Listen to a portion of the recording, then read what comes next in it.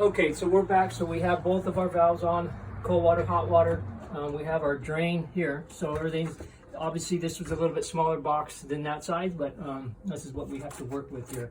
So what happened was, once I put this in, obviously it's smaller. So I had to, I already pre-cut a 2x4 to fit in the top, 2x4 in the side. So I just ran 2 screws in here, 2 screws up there.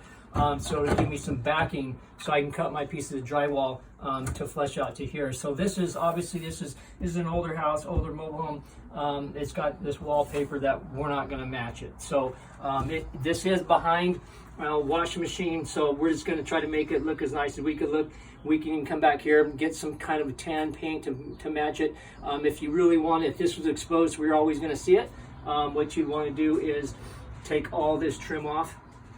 Once that's all off, you take some drywall tape and you tape it, you mud it, and you float it all out, make it real nice and smooth. And then you can come back and put a spray texture on it like the rest of this house is, which happens to be a knockdown. But you'd have to end up doing this whole room to make that blend in perfectly. So in this case, it is behind the washer.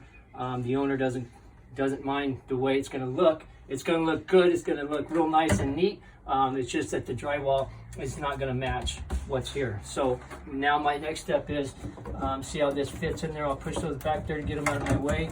These I can play around with and move. This I cannot. It's fixed. So that's how I'm going to want this, just like that. And so now I need to cut 2 pieces of drywall to fit behind here to make it all nice and flush. And then I can either take some power grab and glue this thing back, or I could just pre-drill and run a couple screws in here, make it look nice and neat. So that's what we'll do in a second.